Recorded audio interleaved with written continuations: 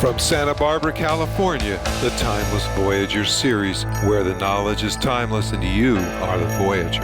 Interviews with leading-edge authors and speakers, psychic phenomena and the unexplained, UFOs, extraterrestrial encounters, government cover-ups, alternative healthcare, new technologies. Fasten your cosmic seatbelts and join me, your host, Bruce Stephen Holms, the Timeless Voyager.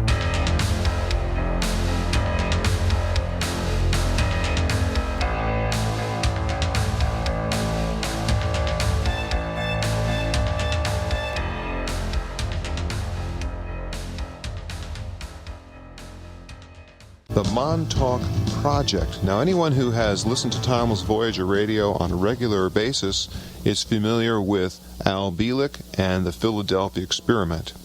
Many times when Al Bielek talks, he talks about how the Philadelphia Experiment became part of the Montauk Project. This evening, my guest is Preston Nichols. He is the author of the Montauk Project and Montauk Revisited, and we're going to talk specifically about that project, what it meant, and what it means to us all today. Welcome to the show, Preston. Okay. Okay, now, the Montauk Project and Montauk Revisited, two very interesting books authored by you. Let's talk about the Montauk Project. What was the Montauk Project? Well, when they got the Philadelphia Experiment operational, which eventually evolved into the stealth technology, they had to figure out how the human being could take the very strong electromagnetic fields. Out of this arose a study into how human beings respond to electromagnetic fields, and this evolved into how can you control what people are saying, doing, thinking, and etc. using electromagnetic fields. And this eventually evolved into possible time travel, whether or not this was possible. All right, so you're saying that the high electromagnetic fields not only had a major effect, of course, on the human being and disrupting what is called the time lock. That's a person's ability to stay within time-space continuum that they're in. Mm-hmm. But at the same time is able to, in a way, change their ability to, make free will choices or something? This is what was being aimed at, although it wasn't all 100% effective, of course. Now, where is Montauk for people who are not sure of that?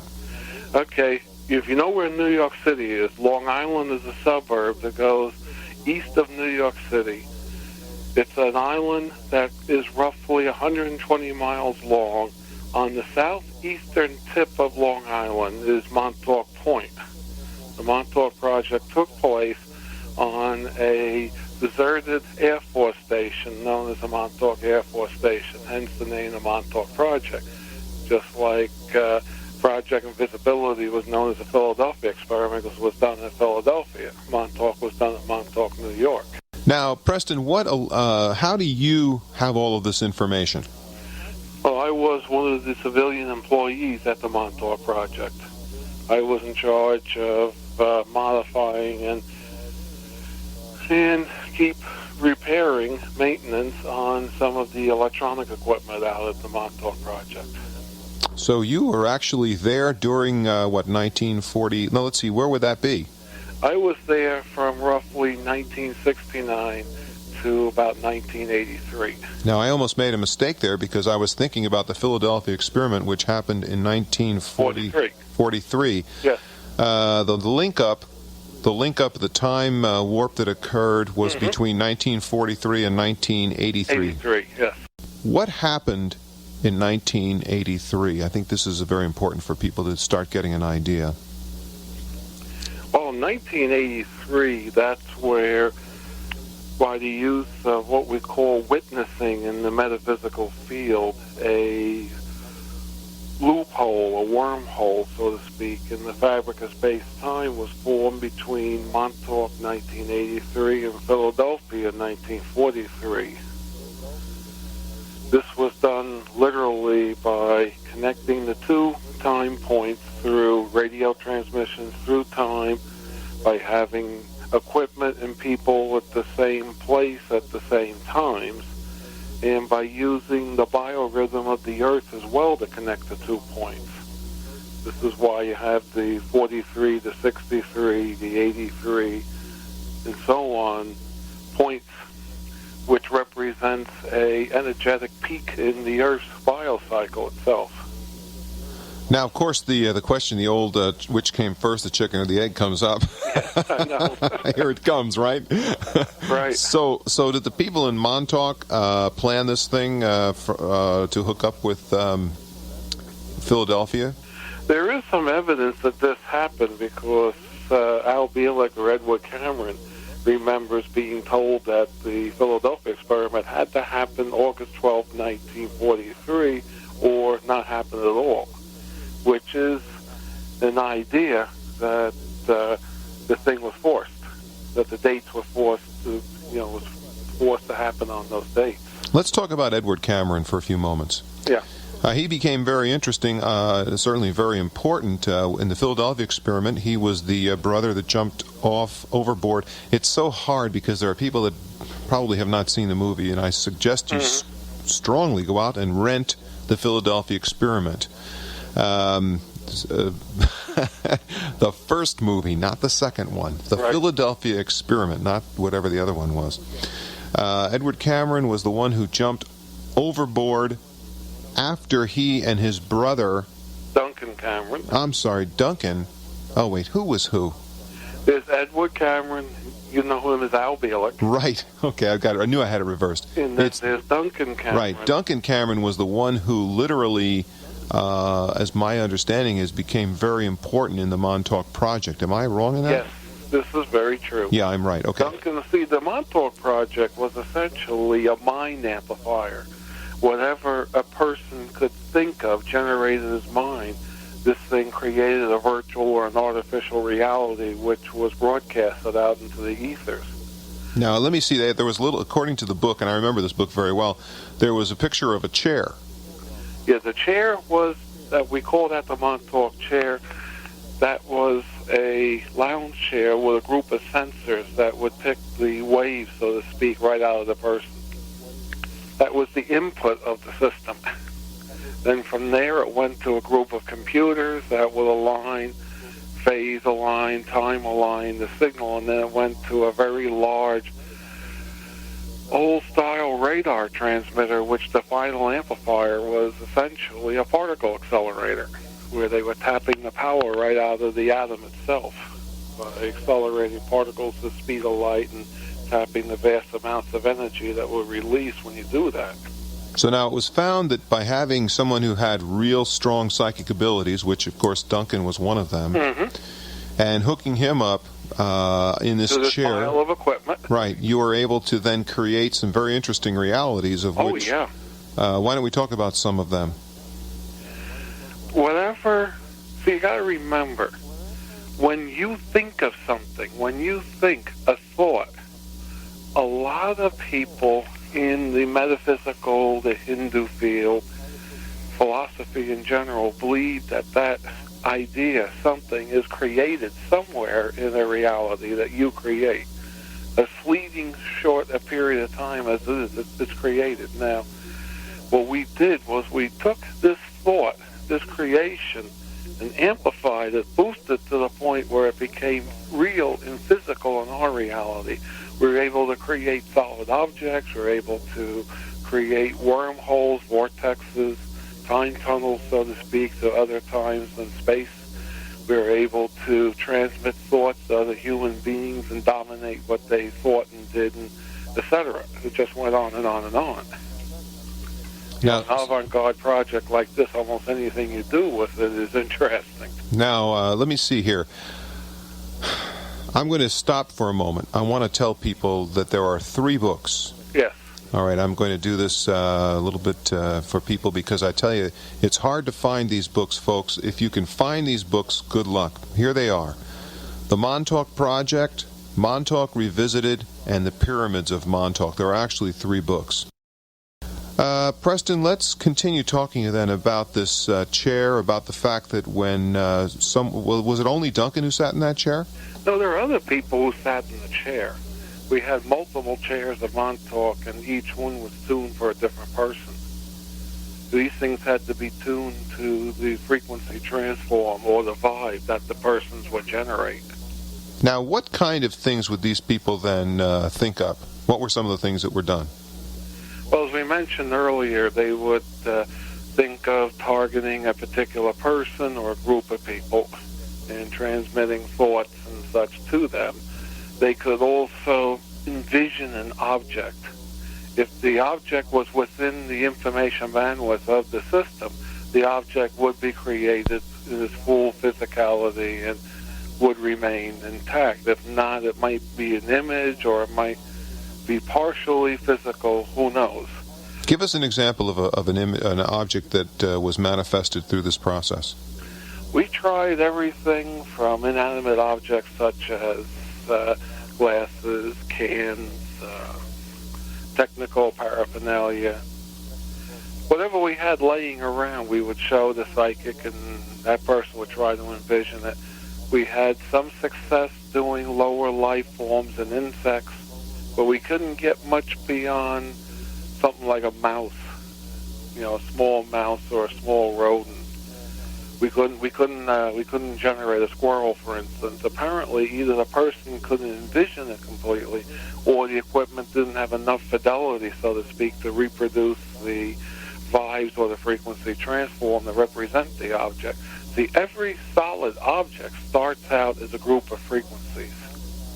It starts out as first like a donut, and then it becomes a cylindrical shell, and then that forms into the atomic structure, and it just keeps building from there. Preston, I want to ask you this. Now, if I remember correctly in the book, you talked about creating a, I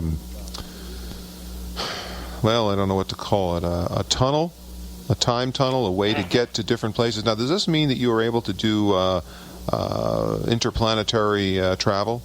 This is the report. See, you got to remember, I was not in on the logistics of the project. I knew what we were trying to do because we had to be told that, and I was in on the technical and the scientific aspects. And we were told that we were trying to build a time tunnel or a time transportation device. And if you can control time, you also control space. The same technology would do either space travel or time travel or both.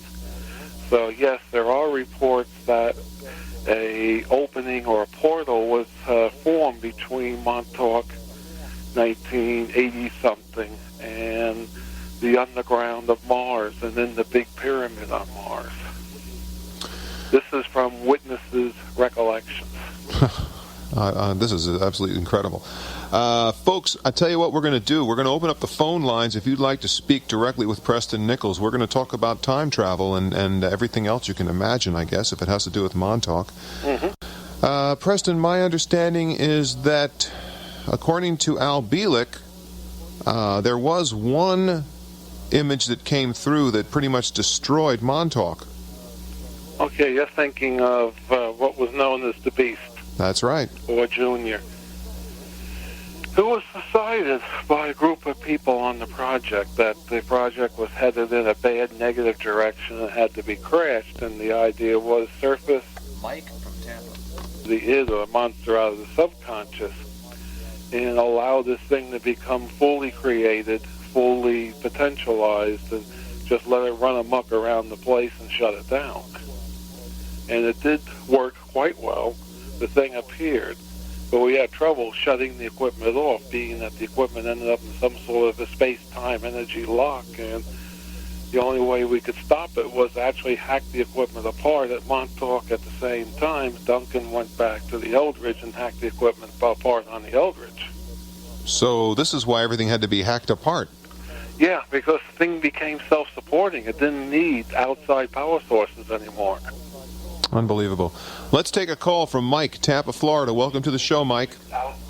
Hello? Yes, there you are, Mike. Okay, I'd like to have ask a question. Sure. About time travel. You got it. You're addressing it to Preston Nichols, right? Right.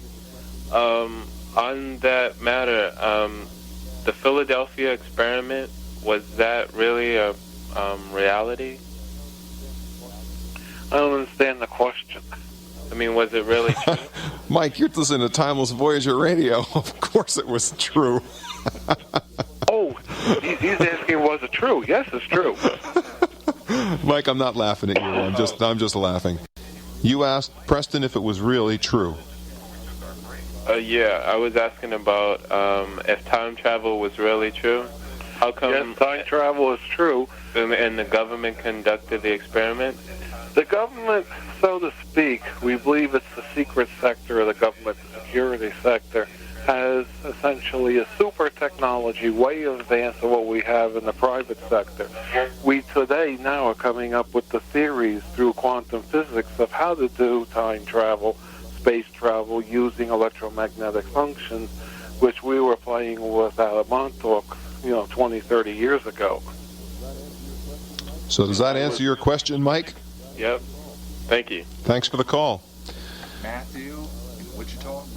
All right, we have Matthew from Wichita, Kansas. Welcome to the show, Matthew. Hi, what's going on? I hope you know. I don't want to have to review it. Yeah, I read these books by Roger Zanley. It's a fiction story about shadows, how there's not really any time, but instead of time travel, let's say if we traveled back in time, we'd actually go to a different shadow, which was really a different world. I mean, do you think there's any possibility of that being true? Well, this is one interpretation of how time actually works.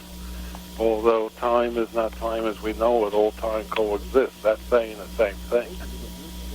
So basically what you're saying, Preston, is that everything that happens is happening all the time, at the same time. Time, so to speak. Right. It's hard to define what time is. So everyone, it's almost as though it's like dominoes. Every event is still there. It's just that we're moving along the line of the dominoes. We don't know that we could go back and forth if we wanted to. Well, we're fixed into a present based upon how our reality functions. The error factors that make everything physical and make the solidified waves that we call matter. Here's a better example. Film, like a 35 millimeter film. Every single frame is present, even though the projector moves through it and causes it to be motion. So time is a lot like that? Yeah, there is a quantum of time. I don't know, it's infinitely small, but it does exist. Matthew, does that explain it to you? Yeah, kind of. I mean, I was thinking more along the lines, how a popular film, for the mass media was Back to the Future. You know how in the second and third ones where they went back in time and they changed, history and they jumped to a new line? I mean, the thought pattern I was thinking was that if you change time, you really want to change time on that line. You just go to someplace else, which was like where you were. This is pretty much true. Yeah. Okay. What you're saying is pretty much true. Right, so the point... problem is, when you go from the present back to the past, you become part of the past, and you lose your awareness of what time was. As far as you're concerned, nothing changed. Yeah, well, I mean, what I was more meaning was not that you're actually in the past. You're in an entirely new place. I mean, Yeah, you do generate a new existence. Yeah. Now, what's interesting about that, from what I understand, Preston, from what you've just said, is that how can a person who moves back in time, can they keep their awareness, though, from where they've come from? No, because they become part of that past. And the awareness they have is based upon the new timeline that they're switching to. That's quite a bit different from the movie, isn't it? Yes, it is. All right, Matthew, any other questions? No, that'll be all. Thanks a lot for your call. Very interesting point. So time travel, as we have speculated in writings about it, doesn't seem like it'll work according to what you just said. No, because you will not remember what time was, what the original timeline was you were on. So if you go back in time, it's goodbye, right? It could very well be. If you interact and you change time, you're not going to remember a thing. So you can't... This is pretty much standard quantum physics. So you can't go back as an observer. Or can you go back in as observer and remain in your awareness mode from where you came from? Well, they were able to send back a consciousness to observe from almost... Greg from Burlington, Vermont. ...here. But since there was no interaction, there was no change in the flow of time. It was just observations, different points along the timeline, Okay. so to speak. All right, let's take a call from Greg, Burlington, Vermont. Welcome to the show, Greg. Hey, thanks a lot. My question was in reference to something I saw on the internet, and this might relate. That's why I say it was referring to something called the Moorish Science Temple and experiments going on in the Pine Barren area of New Jersey. Yes, I keep hearing these rumors. And that there was About supposedly some kind of a vehicle called an egg that one would get into, and that there were essentially separate realities with an identical Earth counterpart in each one, and they were naming them like Earth 1, Earth 2, or America 1, America 2, and that there were actual teams going out and exploring these places. Have you ever heard of that, or does this relate to this particular experiment? It doesn't relate to the Montauk Project, but yes, I've heard of the egg experiment, the time egg, I believe it's called. I have run into some people in the southern New Jersey around the Princeton area that believe they were part of it. Yeah, it only refers to it as the Pine Barrens. Yeah, this is also the same region that produced the famous project known as Dream Sleep. There's a famous movie called Dreamscape, which is based upon Dream Sleep. Greg, tell me something, Greg, before we let you go. What part of the internet did you get that from?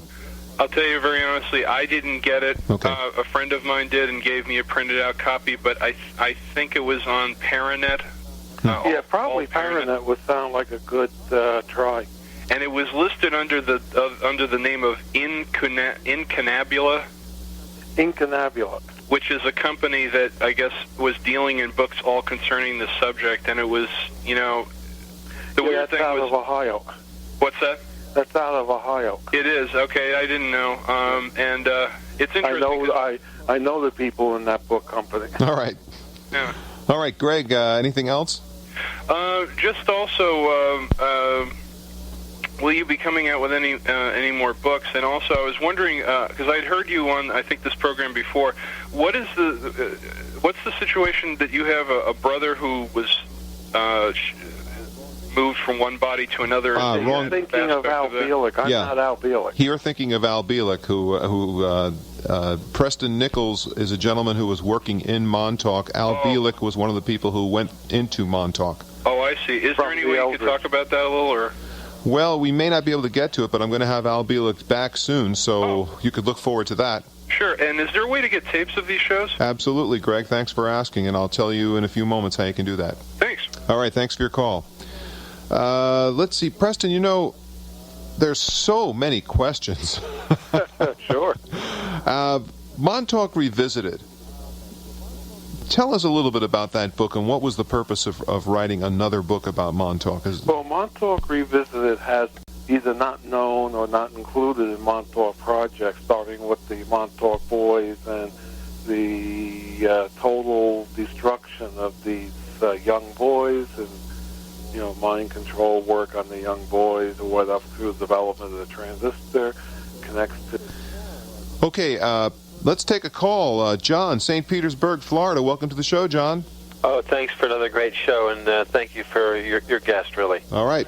The Pentagon in developing ESP weapons. I'm going to be just asking a question on that. Is that okay? Yep. Okay. The Pentagon has spent millions of dollars in guarded basement, top-secret psychic development of like a task force trying to perfect psycho-tectronic weapons. Do you know anything about that? Yeah, that's all part of the Phoenix Project, which has to do with any weaponization of anything to do with the mind. Of extrasensory perception? Like, is there any information published on... general? Pardon me? This is mind control in general. Right. Are there any white papers that you know of that have been published on this? I haven't seen any. Would the host consider doing a show on that one night? On ESP weaponry? Well, because it does exist. No, I'm not laughing at it because it doesn't exist. The problem is that most of the people who have written any kind of information on this are very difficult to get on the air. I'm about the only one that will get on the air. Because listen, just a second, John. Here's the issue that you're talking about. Now, we're living in a time which is pretty evident that there's a lot going on out there. Now, without making any statements, you know what just happened in Oklahoma City, and you have seen the way the government is handling that. Yeah. Now, there are a lot of people who have a lot of information about mind control who are really very scared right now. And so I will look into it. Certainly it's worth having on the air, but don't hold your breath for a little while. May I make a comment? Sure. Yeah. I have a list somewhere in my files of top metaphysical people all over the world. There are hundreds of them. Mm-hmm. Maybe just mailing that to you when I order my tapes from you in a week or two, you might just be able to check out certain people in this metaphysical list, like I'm sure you have. Please do. That would be of reference to you. Thanks, John. I'll do that, send it to me, and I'll look it over. Okay. Preston, we were talking for a few minutes before John's call, very important call, about, and you just glossed over it, so I want to hit it real hard. Okay. The boys, the young boys that were certainly manipulated psychically and psychologically and so on and so forth. Let's talk about them in Montauk Revisited. Well, let's say at this point that we're not presenting this information to incite anyone to do anything nasty. We are essentially interested in peaceful change of what's happening in this country. But to get into the actual meat of it, literally they would kidnap some boys, anywhere from 8 to maybe 20 years of age, depending upon genotypes and level of development and this sort of thing. They would somehow extract the non-physical mind from the body. They would do this through metaphysical means, technological means. In some cases, it was just raw beating the kid to near death, and when the mind would leave the body, they would somehow capture this mind, would put it on a computer as patterns. The computer would reform the mind, condition it, so to speak, and then it would be reinserted back in the body, either through technological means or human means by a psychic putting the mind back in through some sort of ritualistic function. And they would be making up almost like a army of sleeper agents ready to accept programming. Now, the reason that I had you bring that up is because there are many people who believe that we see sleeper agents every once in a while committing atrocities, things that do not make any sense at all. Mm-hmm. Someone who leads a very quiet life all of a sudden goes to a McDonald's and shoots 30 or 40 people, mm-hmm. and then kills himself, and we don't even know what happened.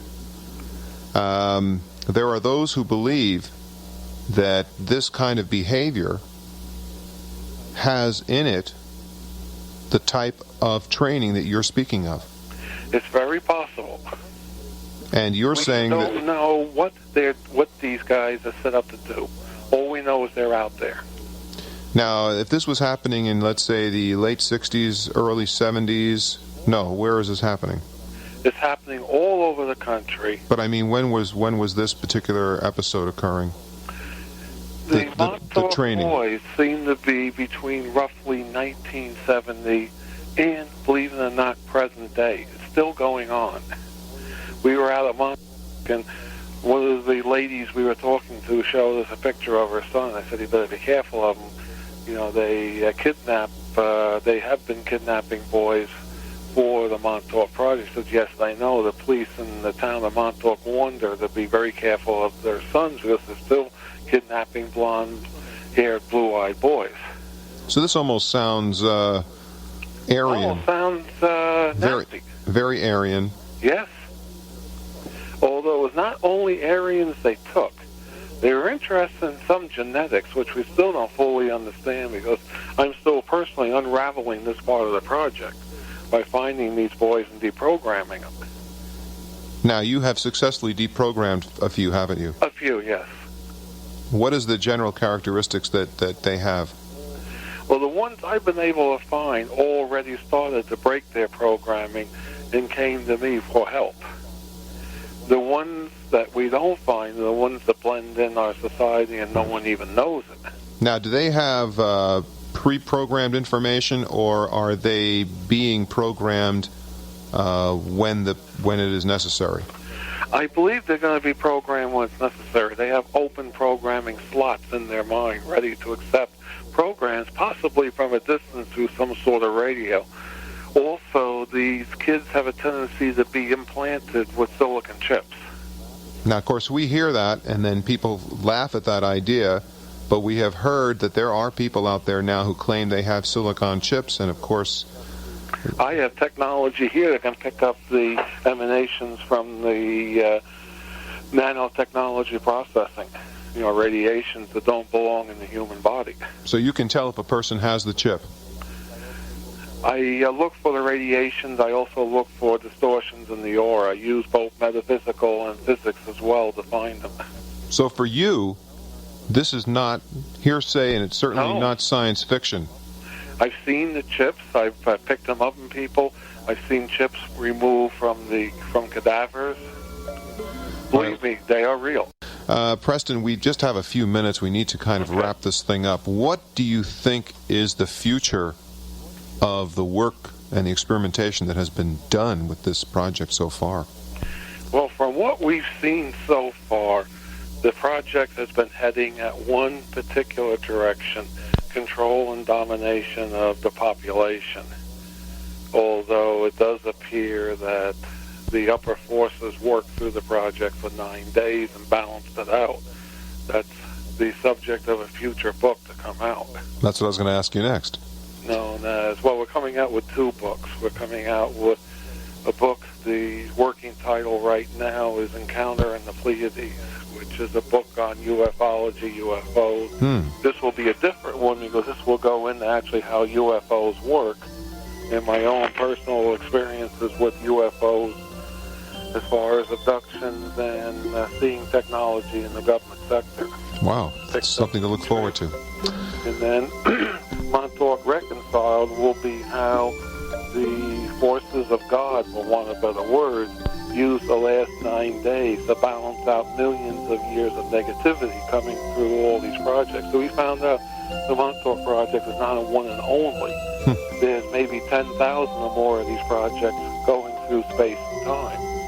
And that I believe this whole thing created the reality we're in as an alternate timeline. The original creator wanted to keep his influence here to attempt to keep us to a free mind, which is what we originally created. And I think we're going to win this out eventually and still keep our free mind, although there's powers here that doesn't want us to have a free mind. All right, Preston Nichols. I'm not talking of the people in Congress and such. I'm talking of the people buried within the world government. Right. Preston Nichols, thank you so much for being with me this evening. I hope we can do this again. I really enjoyed it, and I hope that you will return. If you want us to return, just give me a call. You'll be back then. Okay. Thanks very much.